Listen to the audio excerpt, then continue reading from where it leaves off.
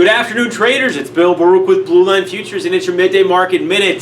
Fed Chair Powell is giving his testimony to Congress right now. However, his prepared remarks were released at 7:30 a.m. Central Time. We saw the S&P and equity markets rip higher. The dollar sold off. And Treasury markets moved off the overnight lows. The 30-year was down about a point.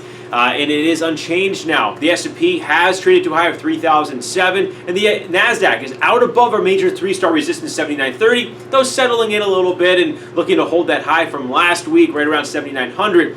Now, again, we said in the Morning Express, you're going to move out above 7930 and close out above there. The path of least resistance is higher. It's a breakout in the NASDAQ.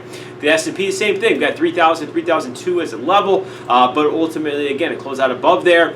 Though we do have some other resistances, you're looking at a move out to above 3050. So path of least resistance is higher. Need to see this on a confirmation on a closing basis. Fed Chair Powell is doing everything the market likes. He's saying the Fed is ready to act as appropriate. There are uncertainties out there, but it's satisfying the market. What we've seen is those rate cut odds, which have slipped since the strong job growth numbers Friday, they've come back into play. As of this morning, before those remarks, for the first time in a month, we had a 4.4% chance that the Fed will not cut rates and they'll be unchanged at the July 31st meeting. That's totally been flipped around. We now have no chance of that, but also now a 25% chance that the Fed cuts 50 basis points at their meeting on July 31st. Looking for everything to settle in here a bit. He's still talking right now.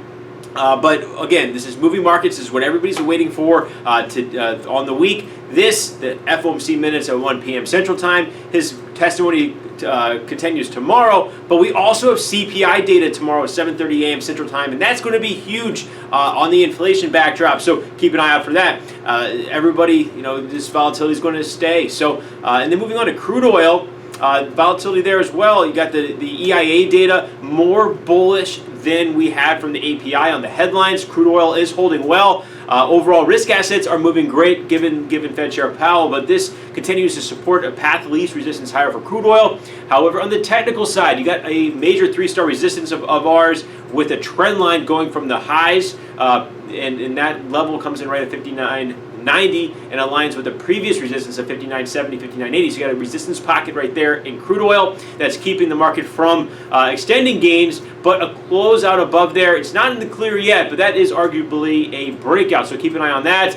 Production did pick up 100,000 barrels per day, but it's still 100,000 less than the record high of estimates for the U.S. from the EIA. And then lastly, gold. Gold ripped higher with that weaker dollar, as well as treasuries moving off those lows overnight. Gold, 20 bucks off its low from overnight. 1408 is that level. We want to see it close out above there, keep a path of least resistance higher, and it is bullish out above there. This is a great bottoming activity we've seen in gold from this week, higher low compared to the July 1st low.